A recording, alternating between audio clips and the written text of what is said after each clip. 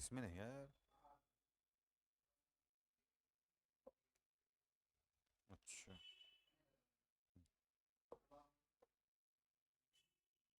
नमस्कार साथियों। ये बताइए, आवाज़ आ रही है? आवाज़ आप लोग सुन पा रहे हैं हमारी? कमेंट करके बताएं।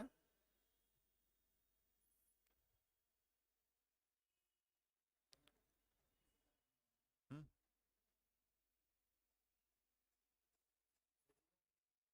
देखिए आवाज़ आ रही है।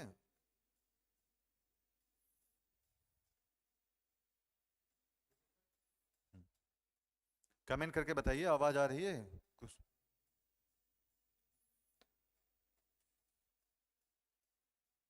और आप लोग ज़्यादा से ज़्यादा इसको शेयर कर दीजिए, जिससे ज़्यादा से ज़्यादा लोग जुड़ सकें। ठीक है, ये हमारी पहली लाइव क्लास है, तो इसलिए थोड़ा सा इसको शेयर ज़्यादा से ज़्यादा करें।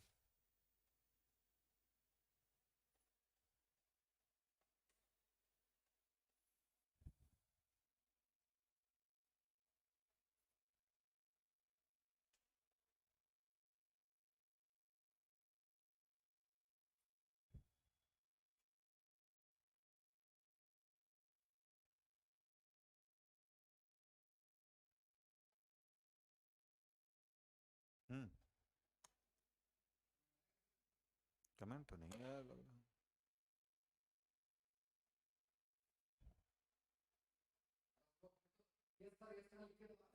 चलिए, तो हम लोग अब आगे बढ़ते हैं। ठीक है। और कोई डाउट हो, अगर कुछ समझ में ना आ रहा हो या आवाज़ क्लियर ना हो, तो आप लोग कमेंट करके बताइएगा, तभी जानकारी मिलेगी। है ना?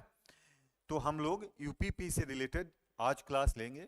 जैसा आपको पता है कि यूपीपी की वैकेंसी आने वाली है, और ये समझ लीजिए जिस दिन इसका विज्ञापन आ जाएगा उसके उसके 3 महीने के अंदर या 2.5 महीने के अंदर उसका एग्जाम हो जाएगा। ठीक है, और विज्ञापन 1 डेढ़ महीने में आ ही जाना है। तो इसलिए इसकी तैयारी अभी से आप युद्ध स्तर पर जारी कर दीजिए। ठीक है, तभी रिजल्ट अच्छा आएगा। तो हम लोग आज जो है, इस पहली लाइव क्लास में हम लोग मैथमेटिक्स में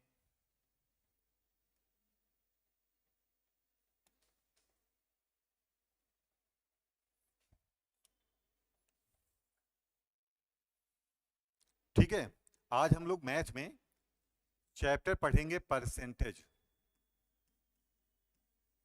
ठीक है, परसेंटेज पढ़ेंगे। और पहले हम इसको इसका महत्व समझेंगे कि परसेंटेज इतना महत्वपूर्ण क्यों है। आपको पता है जितने मैथ में सवाल आएंगे, मेरे ख्याल से 19-20 सवाल आते हैं पिछले जो एग्जाम हुए हैं, उनमें आधे सवाल केवल इसी चैप्टर से होते हैं। क्योंकि ये चैप्टर अकेला नहीं है, इससे जुड़े हुए तमाम चैप्टर हैं। जैसे प्रतिशतता, इसको हिंदी में क्या बोलते हैं बोलो? प्रतिशतता। इससे जुड़ा हुआ पहला चैप्टर है लाभ और हानि। पहला चैप्टर जुड़ा है इससे, कौन? लाभ और हानि। ये बिल्कुल एक ही चैप्टर है। दूसरा है बट्टा, डिस्काउंट। तीसरा चैप्टर है साधारण ब्याज।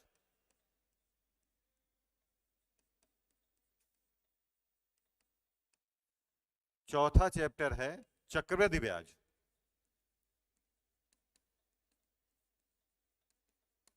ठीक है, और पांचवा जो है वो डीआई है। डीआई जो डाटा वाले सवाल होते हैं, जैसे आपका सार्डियन हो गया,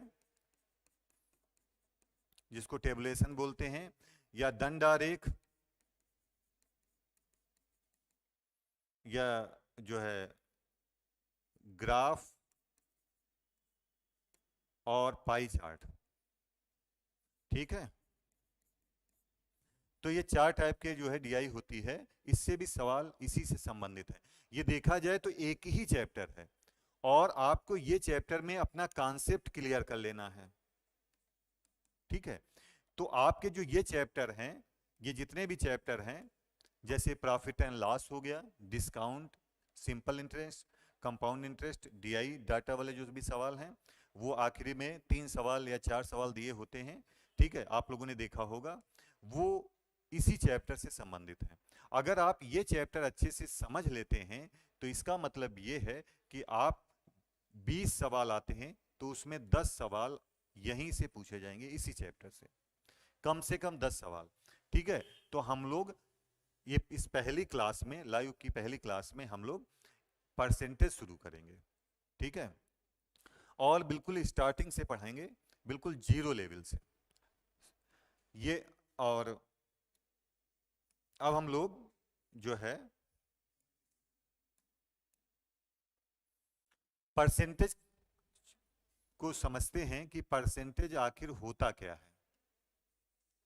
ठीक है, परसेंटेज का मतलब क्या है, तो इसको अगर हिंदी में बोलें तो बोलते हैं प्रतिशतता, यानी प्रतिशत, है ना।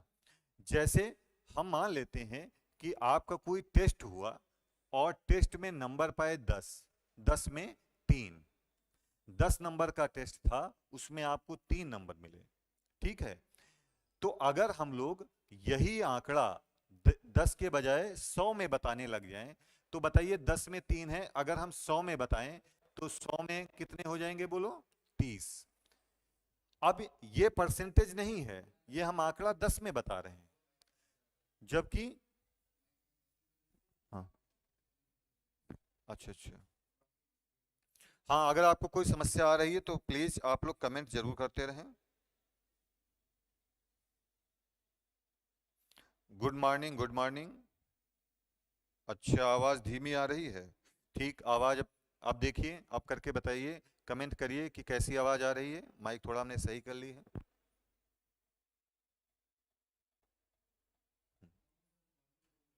हम्म,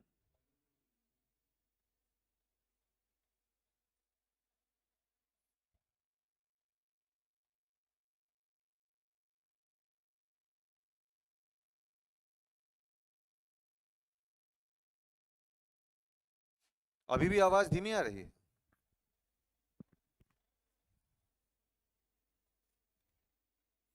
मालूम तो है? आवाज ठीक है, तो आगे बढ़ें। तो देखिए, ये प्रतिशत का हम लोग मीनिंग समझ रहे हैं। जैसे कोई टेस्ट हुआ, मान लिया 10 नंबर का था, तो 10 नंबर में आपके नंबर आए 3। ठीक है, तो जब हम ये आंकड़ा कितने में बता रहे हैं, 10 में बता रहे हैं, अगर हम इसी आंकड़े को 100 में बताएं, 100 में कितने नंबर हो जाएंगे, 30, क्योंकि नीचे एक जीरो बढ़ा दिया, ऊपर जीरो बढ़ा दिया, तो 100 में कितने नंबर हो गए, बोलो 30। अब ये प्रतिशत है, ये हो जाएगा 30%। लेकिन ये प्रतिशत नहीं है। ठीक है, तो प्रतिशत को अगर हम दो भागों में तोड़ दें, प्रतिशत को अगर हम दो भागों में तोड़ दें, तो इसका मतलब है प्रति सैकड़ा। शत का मतलब क्या होता है, प्रत्येक 100 में, है ना। तो प्रति सैकड़ा मतलब है इसका। ठीक है, यानी जब कोई आंकड़ा हम 100 में बताते हैं तो वो प्रतिशत होता है। ठीक है, तो जब भी जैसे हम लोग नंबर अपने बताते हैं, बहुत लोगों के नंबर आए होंगे कि 52%, तो इसका मतलब है 100 में 52 के हिसाब से उनके नंबर आए हैं। ठीक है, जैसे हम कह दें कि भारत में 15% लोग ऐसे हैं जो गरीबी रेखा के नीचे हैं, तो इसका मतलब ये है कि 100 में 15 गरीबी रेखा के, बीपीएल में हैं। ठीक है, गरीबी रेखा के नीचे हैं। तो जब हम आंकड़ा प्रति सैकड़ा बताते हैं तो वो परसेंटेज होता है। ठीक है, अब इसके हम लोग कुछ नियम सीखेंगे। ये 5-6 नियम हैं और इनसे 5-6 चैप्टर आपके बहुत आसानी से खत्म हो जाते हैं। ठीक है, ये बात ध्यान रखिएगा कि हमको कोई भी फार्मूला नहीं रटना है। अगर मैथ में फार्मूला रटेंगे तो फिर एग्जाम में आप निश्चित रूप से खराब स्कोर करेंगे। आपको समझ के करना है, और हम बिल्कुल जीरो लेवल से पढ़ा रहे हैं। ठीक है, तो इससे आप परसेंटेज समझ गए। परसेंटेज का मतलब होता है प्रति सैकड़ा। हम अगर आंकड़ा कोई भी 100 में बता रहे हैं तो इसका मतलब यही प्रतिशत है। ठीक है, तो अब हम लोग आगे बढ़ते हैं और पहला नियम देखते हैं। तो रूल नंबर 1, ये आप लोग लिखते रहिएगा। रूल नंबर 1 है कि प्रतिशत, ये प्रतिशत का चिन्ह है, तो इसका अर्थ है, प्रतिशत का अर्थ है बटे 100। प्रतिशत का अर्थ क्या है, बोलो, बटे 100। जहां पर भी परसेंटेज को हटाएंगे उसकी जगह पर बटे 100 हम लोग लिखेंगे। जैसे देखो, ये क्वेश्चन नंबर 1 ही लिखा है, अगर हम इसमें 20% को भिन्न में बदलना है तो 20 लिखेंगे, और प्रतिशत है, इसकी जगह पर हम लिखेंगे बटे 100। प्रतिशत को क्या लिख सकते हैं बोलो, ये देखिए लिखा है, प्रतिशत का मतलब क्या है बोलो, बटे 100। तो नीचे हम 100 कर लेंगे, तो ये भिन्न में बदल जाएगा, 20 एकन 20, 20 पंचे 100। तो ये बताइए कितना आ गया, 1/5। तो रूल नंबर 1 है कि परसेंटेज का अर्थ है बटे 100। रूल नंबर 2 देखिए, रूल नंबर 2 है अगर कोई भिन्न होगी तो उसको हम लोग 100 से गुणा कर देंगे, तो काहे में बदल जाएगी बोलो, प्रतिशत में।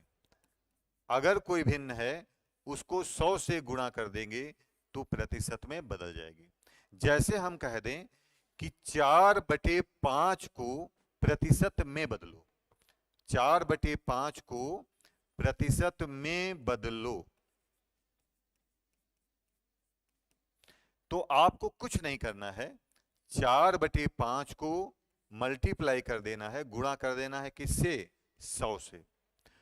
तो आपका आंसर हो जाएगा 80%।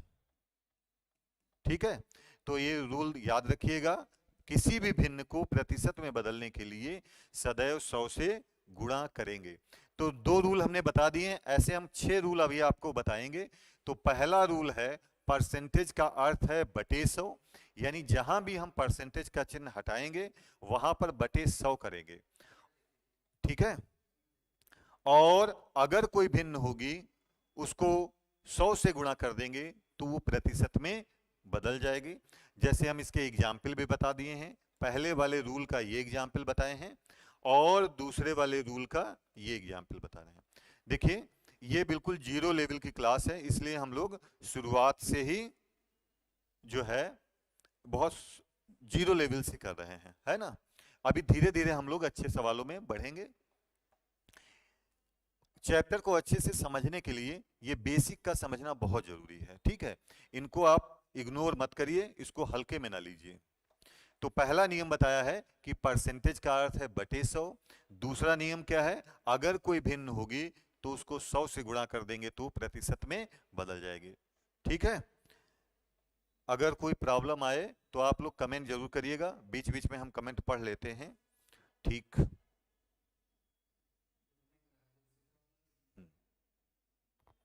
आप लोग ज्यादा से ज्यादा कोशिश करें कि इसको शेयर करें ताकि ज्यादा से ज्यादा लोग इससे लाइव क्लास से जुड़ सकें। ठीक है,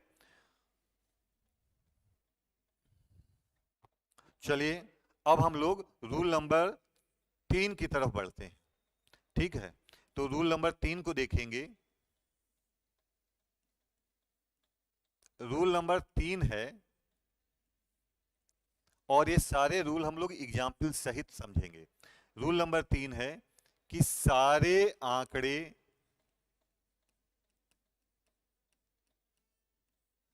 प्रतिशत में होने पर 100 मानेंगे। अगर कोई प्रश्न ऐसा आ जाता है जिसमें सारे आंकड़े प्रतिशत में दिए हों, सब कुछ प्रतिशत में ही कहा गया हो, तो हम लोग ऐसे सवालों को 100 मान के हल करेंगे। ठीक है, जैसे हम एग्जाम्पल बता देते हैं, इसका एग्जाम्पल देखेंगे आप लोग। एक सवाल हम लिखते हैं कि ए बी से 20% छोटा है, तो बी ए से कितने प्रतिशत बड़ा है। ठीक है, जैसे ये सवाल हो गया, तो इसमें देखिए सारे आंकड़े प्रतिशत में हैं, एक ही आंकड़ा आया है 20%, और वो काहे में है, प्रतिशत में है। तो इस टाइप के सवाल जब सारे आंकड़े प्रतिशत में दिए हो तो हम लोग 100 मान के सवाल को हल कर सकते हैं। तो हम लोग इसको हल करेंगे, तो देखिए कैसे हल करेंगे। इधर लिखेंगे ए और इधर लिखेंगे बी, और किससे छोटा है ए, बी से, तो बी को हम लोग 100 मान सकते हैं। रूल नंबर 3 है कि सारे आंकड़े प्रतिशत में होने पर हम लोग क्या करेंगे, 100 मानेंगे। तो बी को 100 मानेंगे, और ए बी से 20% छोटा है, यानी 100 पर 20 छोटा है, तो 20 घटा देंगे, छोटा है तो कितना है बोलो, 80। कितना है, 80। ठीक है, तो इससे हमको ए और बी के बारे में जानकारी मिल गई। अब पूछा है बी ए से कितने प्रतिशत बड़ा है। हाँ, ठीक है, तो हमको निकालना है प्रतिशत बड़ा। तो बड़ा का मतलब है अधिक निकालना है, बोलो। तो देखिए ये भी आप ध्यान रखिएगा परसेंटेज में बदलेंगे कैसे। तो किसी भी भिन्न को प्रतिशत में बदलने के लिए हमेशा 100 से गुणा जरूर करेंगे। ये तो हमने बताया है, कौन सा नियम है ये, रूल नंबर 2। जिसको प्रतिशत में बदलना होगा उसको ऊपर रखेंगे। तो यहां पर बड़ा, तो बताइए बड़ा कितना है, बी ए से कितना बड़ा है। तो बड़े और छोटे का मतलब है अंतर। तो बड़ा कितना है बोलो, 20। कितना बड़ा है बोलो, 20। और इसका अपोजिट नीचे रखते हैं, ये भी हम बताएंगे। जैसे अधिक है तो नीचे कम रखेंगे, छोटा है तो नीचे अधिक रखें। तो यहां पर अधिक है तो नीचे कम रखेंगे, इन दोनों में कम कम कौन है, 80। और काट पीट कर लेंगे, 20 चक्कू 80, 4 25 होम। तो आपका आंसर आ जाएगा कितना, 25%। खैर ये तो हम लोग अभी बदलना सीखते रहेंगे, कैसे परसेंटेज में बदलेंगे, लेकिन आप रूल को समझ जाइए। बस इतनी सी बात बतानी है कि इसमें जहां पर भी सारे आंकड़े परसेंटेज में दिए होंगे वहां हम लोग 100 मान के सवाल को हल करेंगे। ठीक है, तो रूल नंबर 3 बता दिए हम लोगों ने। अब आगे जो है रूल नंबर 4 तरफ बढ़ते हैं। तो रूल नंबर 4 सब लोग नोट करें। रूल नंबर 4 है कि टोटल वैल्यू, कुल मान को हम लोग 100% मानेंगे। टोटल वैल्यू को हम लोग 100% मानेंगे। कुल मान जैसे क्या क्या है, जैसे कोई संख्या है, जैसे हमको स्कूल में, किसी स्कूल में कुल विद्यार्थियों की संख्या निकालनी हो या कोई संख्या निकालनी हो तो हम लोग उसको 100% मानेंगे। जैसे किसी चुनाव में कुल मत निकालने हो तो भी हम लोग 100% मानेंगे। जैसे किसी व्यक्ति की आय निकालनी हो, आय का मतलब इनकम, तो भी हम लोग 100% मानेंगे, यानी हमको 100% निकालना है। या पूर्णांक निकालना हो किसी की परीक्षा में तो इसको भी हम लोग 100% मानेंगे। ठीक है, तो पहली बात, अगर कोई टोटल वैल्यू है, कुल संख्या दी है, कुल मत दिए हैं, आय दी है, पूर्णांक दिया है, इसका मतलब ये 100% है। ठीक है, आगे के चैप्टर में परसेंटेज के आगे जो चैप्टर हैं, लाभ हानि किस पर होता है, क्रय मूल्य पर, तो वहां पर हम लोग क्रय मूल्य को 100% मानेंगे। ठीक है, और बट्टा हमेशा एमआरपी पर होता है, अंकित मूल्य पर, तो एमआरपी को 100% मानेंगे।